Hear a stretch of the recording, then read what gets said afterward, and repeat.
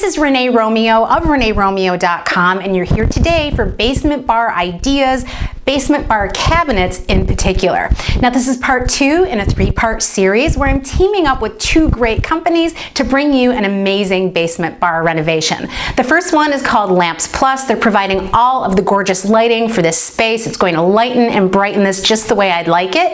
And the second company is Granite. They're providing all of the ready to assemble cabinetry that I'm using to increase storage and really beautify this place and lighten and brighten it as well. Now that I've solved my liquor bottle storage issues by taking all the bottles off of these shelves and moving them around the corner where my guests can easily access them, I've really cleared up this space behind the bar. It's exactly what I was going for, because now I have free reign behind here to grab anything that I would need to whenever I'm entertaining. What I'm also doing here, I'm doing a little bit of plumbing work, a little bit of electricity, and I'm building cabinets and I'm installing lights. And before I make that mess, I'm clearing everything out of here, so I start with a clean slate.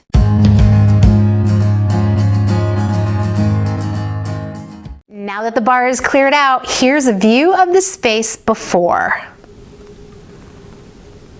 So what are my issues with this space? Well, without the liquor bottle shelves on either side and the mirror behind the sink, this wall seems to be closing in on you a lot more than it used to. And because I can't remove this soffit above me, I'm going to address the ceiling in front of it to make it look a lot taller than it is. And we're going to do that with color.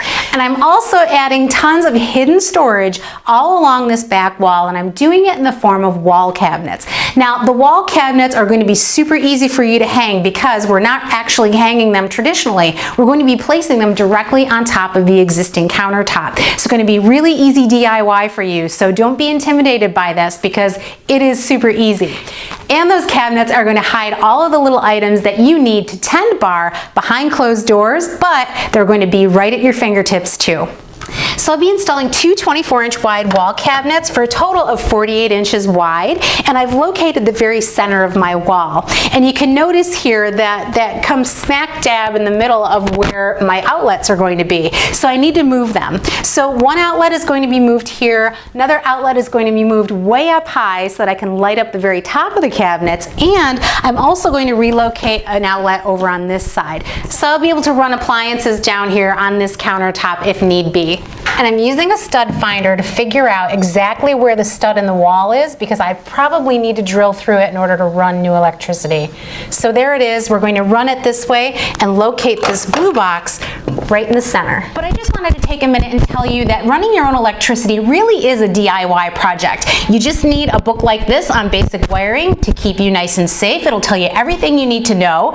Make sure that you turn off all of your electricity at the electrical box. So you could do it per circuit or you could do the entire house, whichever one makes you feel safe. And if you don't feel safe doing that, hire an electrician for this part of the job. Basement bar cabinets are up next. I'm going to show you just exactly how the basement bar cabinets arrive. These are ready to assemble cabinets that I'm using, and you can see that I've started assembling some behind me. This is a flat pack box, and you know what? It's packed really well. So let me show you exactly how this is packed.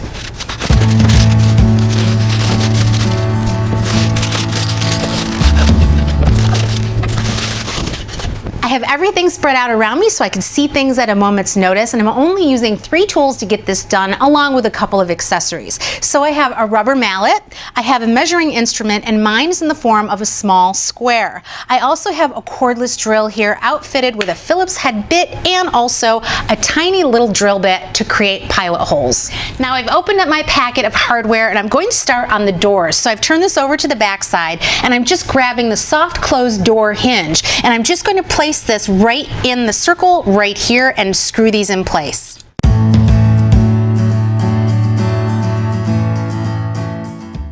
Now that that's done, let's set these aside. The next thing I'm doing is installing this bracket system. Now the bracket system is responsible for keeping this cabinet nice and strong, and each ready to assemble cabinet has its own little nuance. So these were not installed from the factory like some others were, so we're going to place these together ourselves. So there's a little dimple here you could see in the smaller set of the bracket, and there are 2 squares. So you're just going to place those together and you're going to screw these in place in the 2 pre-drilled holes. Now you'll repeat this until all the brackets in the package have been placed on the cabinetry. Now I'm working on the faceplate. So the faceplate is the part of the cabinet that holds the doors. So we'll have hinges eventually on either side of this. But we're going to flip this to the back side and work from the back side. And you'll see here they have two grooves on either side called dados. And what that does is you actually slide another piece of wood in here to keep it nice and secure. It's kind of like an inflated V, so it's going to be really strong when you slide the two pieces of wood together. So this accommodates both side panels. So what we're going to do is work on a flat surface, and I'm just going to slide this in place for now and get this to go down as far as I can on my own and then finish it off with a mallet. And before we start screwing anything together, let's put the back panel on. So here's the back panel here. It's just going to slide directly into the grooves on each side panel. And you need this a little bit mobile so that you can actually press these into place, just like that, and like that. And now we can secure all 8 brackets. And each bracket takes 5 screws total. There are pre-drilled holes on each side panel, so it makes it really easy to drill in. Now there are 6 pre-drilled holes here that handle 1-inch screws. This is going to go directly from the back into the top and bottom panels. Now I'm getting ready to install the glass doors. They have these soft close hinges, and it's got a little stopper here on the bottom.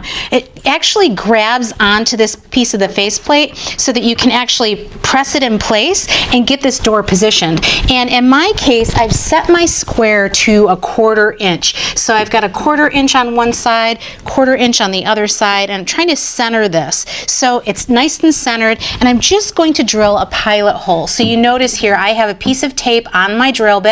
This is to prevent the drill bit from going all the way through the side and out the other side. I don't want to do that. And now I can install the 2 hinge screws.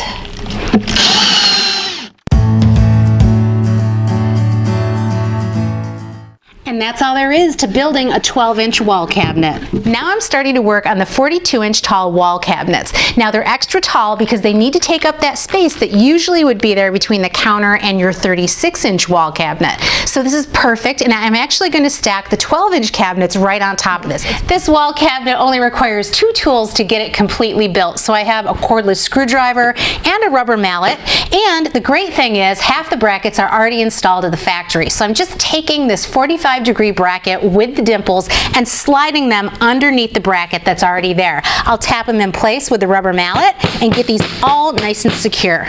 Now I'm sliding in the bottom and the top right into the grooves until they make a nice connection. And the good news is this came from the factory already assembled, so I don't have to worry about locating the doors on the face frame. What I'm going to do is I'll show you the back side here. Now the back side has a groove that goes all the way around the perimeter. It's going to lay directly into these areas of wood. So let me place that on top and get that secured.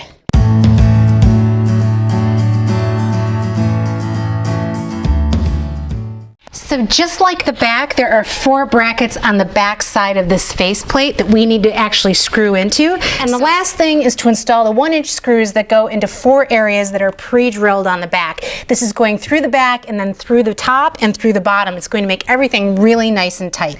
And that's just how easy it is to build your own ready-to-assemble cabinets for yourself.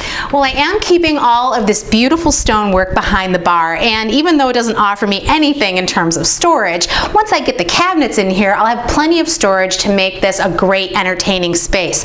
And I do need to reconfigure a couple of pieces of this granite because I need to place the cabinets directly on top of the countertops and get it directly toward the wall.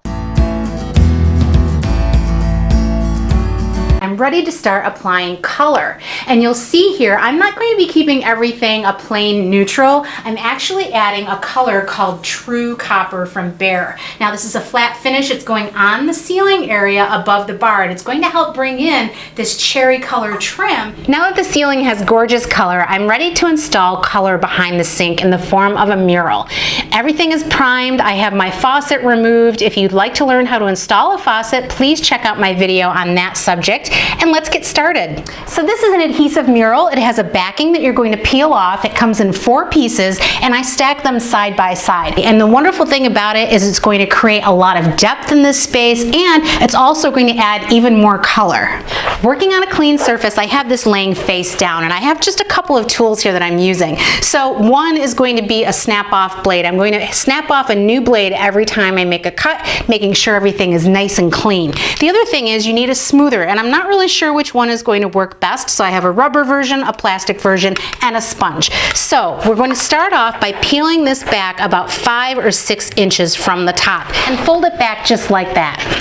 I've pre-trimmed this top to bottom because my mural was a little larger than I needed for this space. It makes it a little easier to work with if it's almost the right size. So I've also made a line in the middle, but I've made a line next to it 1/4 of an inch away. So depending on where you need to put it, left or right of that center line is fine. And I'm just going to line it up with this 1/4 inch mark and get it smoothed out. So I'm a little bit beyond the edge of the ceiling.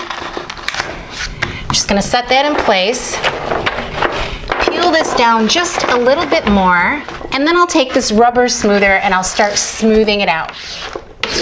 And then start peeling it ever so slightly toward the bottom.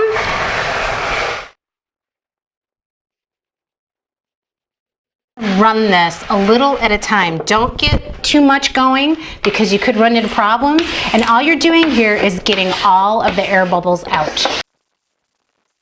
And I'm just taking a snap-off blade and trimming off the top with pressure. So I'm starting off the other one the same way. I've got the backing peeled down and pressed in place. So what I need to do here is overlap this. So I have to be really aware of where all of these lines match up and making sure that I'm looking at things like a shrub or something like that that's going to really align this properly.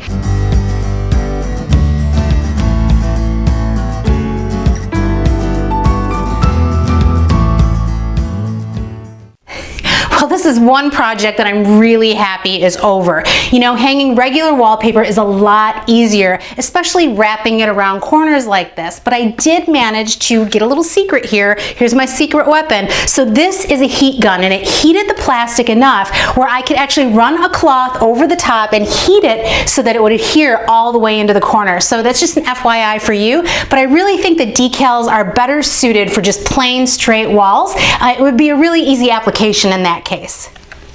So while I was getting over the difficult installation of this mural behind me, I thought it'd be a great idea to change out the faucet and choose something that blends a lot better with the background.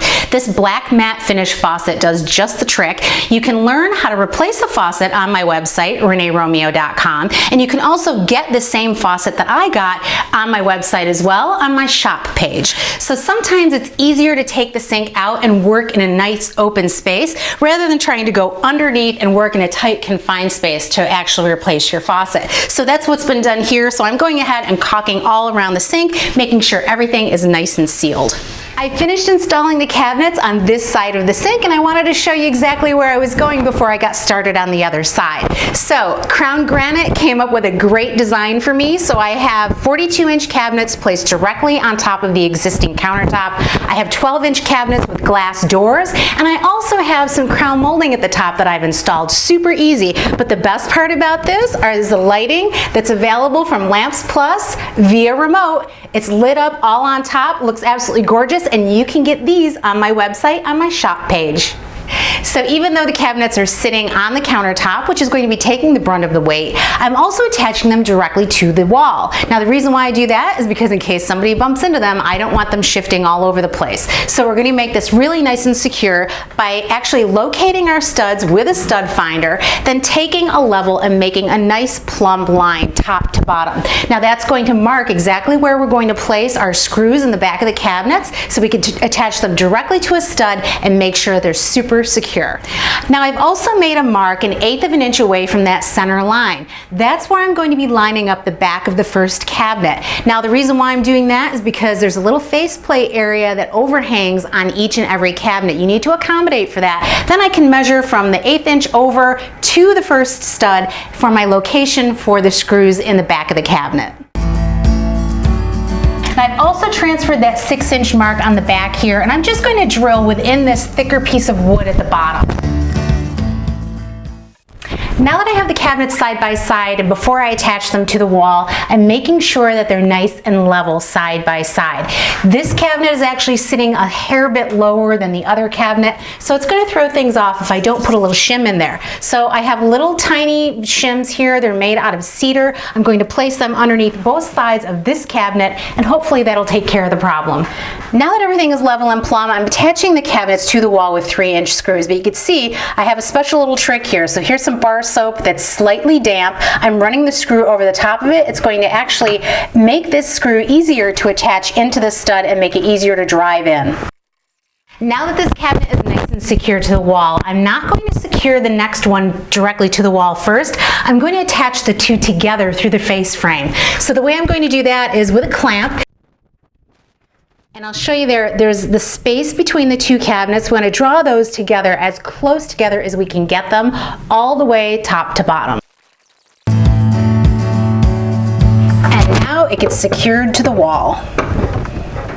Now I'm getting ready to install the in-cabinet lighting from Lamps Plus in the cabinets with the glass doors. It's going to create a beautiful glow in this area, and you know what? These are so easy to install. So all you really need to do, drill a couple of holes, put a couple of Velcro tabs on, and plug it in, and you're done. It's that simple.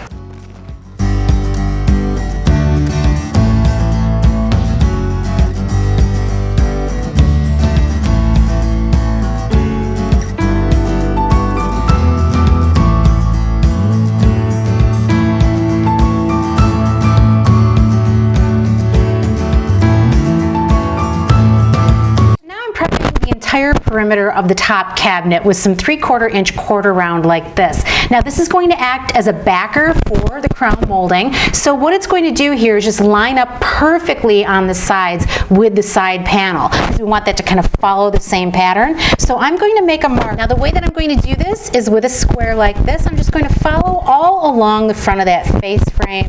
I have my brad nailer outfitted with 1.5 inch brad nails. I'm going to connect it to my mini compressor with this hose. Now if you don't have a compressor, a mini compressor is a great thing to have. It's very portable, very inexpensive, and it makes this type of work super easy and super clean.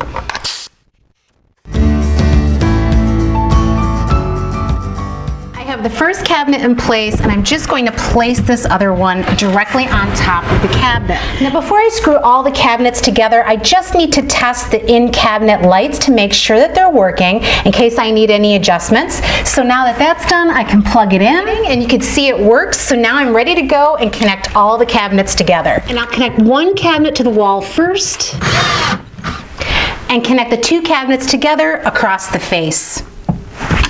So you can see that the face plates here don't match up exactly, so I'm using a clamp like this, and I'm just going to tighten it down ever so gently, and I'm going to be putting a screw up between these two to hold them together. But what I need to do here is I need to pull them so that they're nice and even, clamp them down, and then I can get a screw in that and screw these two together.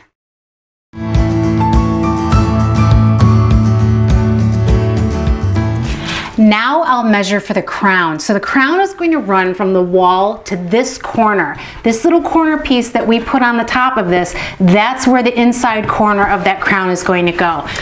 Now this is the profile of a piece of crown molding. So I have the front side facing me. There's a flat side, an angled side, and another flat side. Now this flat side right here is the side that's going against that little piece of wood that we added to the very top of the cabinets. This flat side is going to line up and sit nice and flat against this back guard, just like that. Now you also notice I have a piece of wood stacked up at the end here. This is holding everything nice and even in place, nice and level, so that way it doesn't move around when I cut it. So now let's get cutting. We're just going to start out with a 45 and then get our measurement and cut the other end. And that's a perfect 45.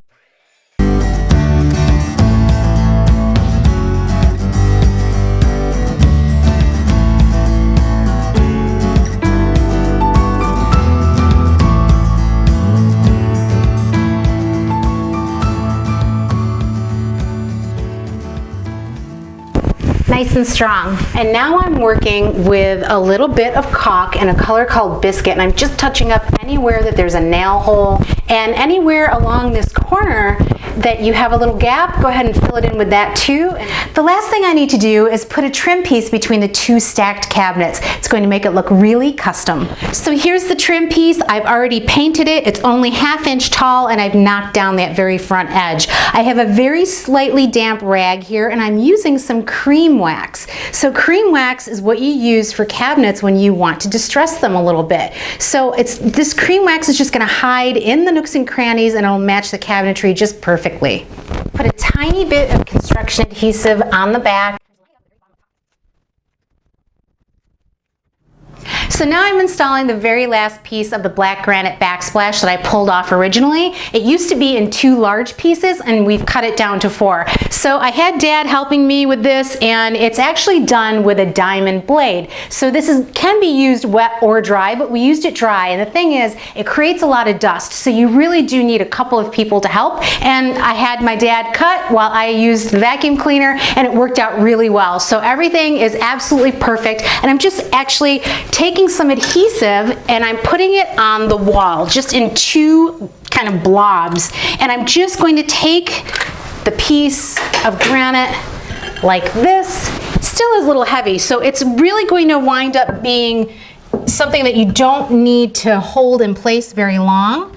So just like that, it's perfect. I'm going to caulk all the way around it, making sure that all the edges look absolutely beautiful and clean, and then I'll show you what I'm doing up on the ceiling. Well, just look at this space. It's completely transformed. Not only have I installed handles on the cabinets, I've installed lights on the ceiling. Now these are courtesy of Lamps Plus, and what I love about these is that the style is perfect in almost any home. So if you have farmhouse, modern, traditional, or rustic, I think they really work out well. And I'm putting LED bulbs in here, and these are vintage style. So I think that these are really beautiful. You can get these on my website too. The cabinets are courtesy of Crown Granite. So if you're in the Metro Detroit area, please be sure to visit their showroom in Farmington Hills. You won't be sorry. They have tons of styles to choose from, and most of them are in stock. And visit my friends at Lamps Plus 2 online. They have a great selection of quality, value, and style that you're looking for.